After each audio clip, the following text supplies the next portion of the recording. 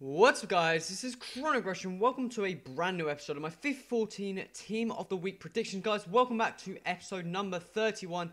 And this week's team of the week, not too bad. You've got some okay players. Again, like last week's team of the week, none of the outstandingly very solid players, more of the cheaper ones, which is kind of decent coming up to the running up of team of the seasons. Obviously the market crash is going to be quite big, and some of these informs will go for not too much, so getting the cheaper ones should be okay. But let's get straight into the players. As again last week, this may be a bit new to you if you haven't seen last week's, but I'm going to start off straight with the players, straight with their cards. Ignore the subs until the end of the video because you guys want to see the starting 11 first. That is where all the juicy players are, and that's the players you are going to want to get in your packs. So I'm going to start off with those players, filter through them, and then move on to the subs, and I'm going to again just read out normally. Also skipping out the foot-head section as well, just to shorten it down a bit. But let's get straight into this week's Team of the Week number 31 predictions. So we're going to start off with in goal, and we're going to have the International keeper, Samir Handanovic. There's two very solid players in Inter's game. You have him, the goalkeeper, as well as Palacio, the striker. I decided to go for Handanovic again this week. There's just so many fairly solid keepers. It was kind of hard to choose them. But I decided to go for Handanovic. Looks like a fantastic keeper for a fairly cheap set-it-out player. But he picked up a penalty save, 6 saves in his team's 4-0 victory. The reason I went for Handanovic over Palacio picking up 2 goals and assist, I think, was the fact that Handanovic's penalty save, if he had not saved that penalty, the end result could have been completely different. The game finished off at 4-0. The penalty would have made it 1-1. So you never know what the final result would have ended up being if he didn't make that penalty save. Moving on to the next, we're going to have this player here, Janmaat, plays in the Eredivisie for Feyenoord, and this would be his second inform card as a silver, so obviously it would be upgraded to a gold player. Probably okay right back, maybe I haven't really used him, but this week he scored an absolute screamer of a goal, very good goal indeed, and a clean sheet in his team's 2-0 victory against PSV. Very solid performance by him. Moving on to the next player, another centre-back here, we're going to have Marco Bassa. This guy, again, would have his second in-form card. Main reason was that he didn't score any goals, but he kept a clean sheet and man of the match and got 8 out of 10 on the L'Equipe, basically a French footballing magazine, in Lille's 1-0 win.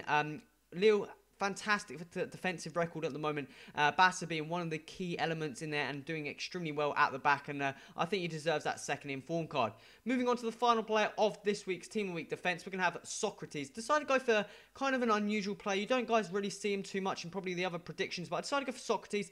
Borussia came up against Bayern Munich. Obviously, everyone knows about Bayern Munich. Outstanding force. They picked up their first loss in the league last week, and they also picked up their second this week. Socrates picking up an assist, a clean sheet, and a very good high rating in his team's 3-0 victory. Socrates fairly solid at the back. The Dortmund defense doing fairly solid, him and Matt Hummels. Royce picking up a goal and an assist and man of the match in that game as well, so a fantastic performance by the whole Dortmund squad there.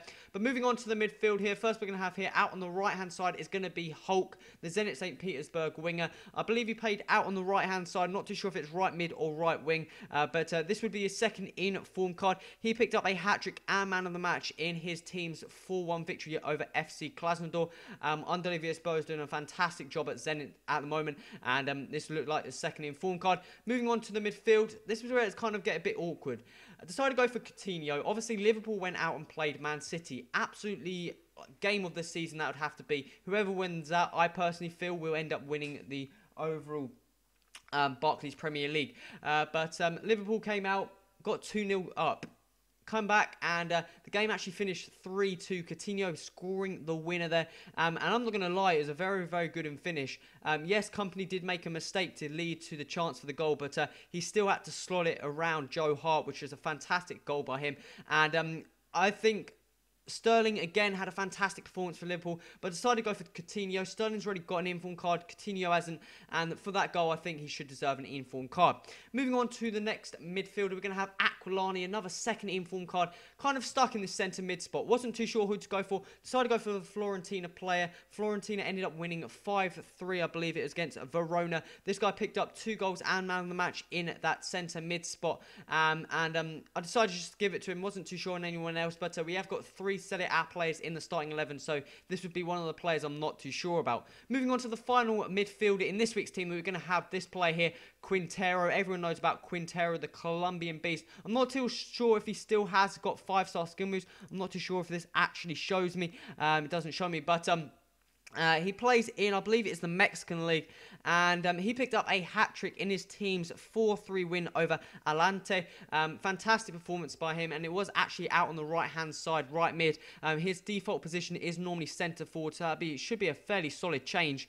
He's got the stats for that position, so it should be a quite interesting card, and I think that card will go for quite a bit. Moving on to the next player, we're going to have a central attacking mid. This player here, Lars Stindl, plays for Hannover 96 in the Bundesliga. They come up against Hamburg. Both clubs not doing too well in the Bundesliga at the moment. Stindl picking up a goal, a man of the match, and got kicker player of the year. Kicker, basically a Bundesliga or German football magazine, very, very similar to the L'Equipe, and they do their like player of the week, team of the week, and all that lot. And this guy got player of the week, and in his team's 2-1 win, very, very solid performance by that guy. Again, default position is normally right mid, so he would be in a cam. Moving on to the strikers, 2 strikers. We're going to have here 2 Serie A players. We're going to have this first player here, Alberto Pasci. Not too sure how to pronounce that. I think it may be Paloshi, not too sure, but he plays for Chivu in the Serie A, and picked up 3 goals and assist and man of the match in his team's 4-2 win over Verona. Very, very good, solid performance by him. Moving on to the final player of this week's starting 11, team of the week number 31. We're going to go for Gonzalo Higuain, the Argentine up front, 86 rated striker, plays for Napoli. He actually picked up 3 goals and man of the match in his team's 4-2 win over Lazio. Again, this would be his second inform card, so we've got quite a few second inform cards in this week's team of the week, and that looks like a very, very good card as well. I've used his inform card. That's fairly solid. Second inform card should be a lot better, sorry. Moving on to the bench here, where it kind of gets a bit boring. We've got some fairly decent bench players actually, but we're going to start off with in goal. We've got 2 keepers. Like I said, this week's team of the week has got some fantastic keepers.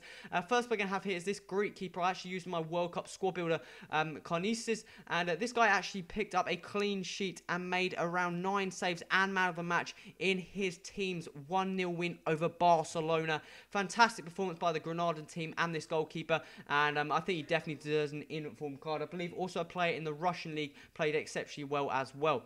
Moving out to another keeper, bronze player. This one plays in the Bundesliga for Hoffenheim. He picked up 8 saves, a clean sheet, and got another very, very high rating from Kicker, the German magazine.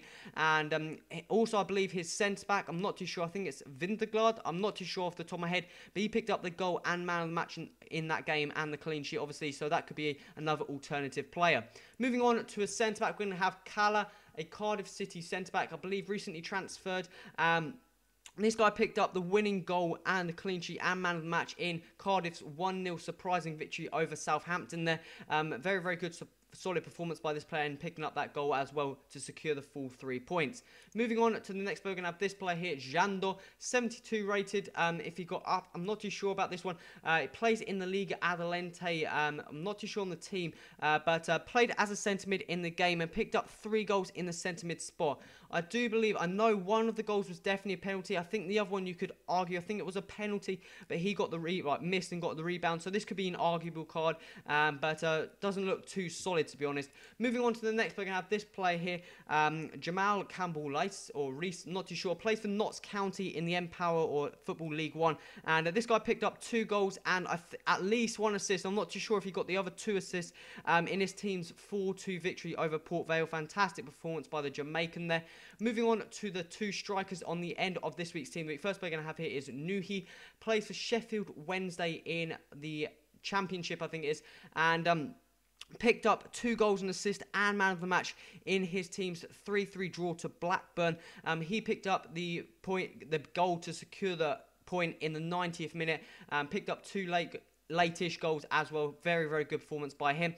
And moving on to the final player of this week's team of the week, number 31, we're going to go for this player here, Craig Davis, plays for Preston, and he picked up 3 goals in his team's 6-1 victory over Carlisle, absolute stomping of a performance, and he picking up 3 goals is very, very solid indeed. But guys, this week's Team of the Week, number 31. Like I said, it's a very, very, got some okay players, but some not so expensive ones. Obviously, Hulk, Gonzalo Higuain, they will be the expensive ones. Coutinho, I think, reckon would be expensive as well. Socrates, Handanovic, Bassa, all the other players, Aquilani, I think would go for okay prices, but not out of the world. Probably most comfortable prices for some of you just to pick up a couple of informs in your team. But I know Hulk will go for a ridiculous amount, maybe. If he played for striker, that isn't a ridiculous amount, but right wing probably reduced a bit of a price. But guys, that is this week's Team of the Week. If I missed any players out, put that in the comments. Also, pick who do you think. Who would you have put? Sterling or Coutinho? Put that in the comments as well. Remember to hit that like button and remember to subscribe. Stay tuned to this series and the upcoming episodes. Team of the Week number 32 next week, guys. This has been Crush. Till next time, adios.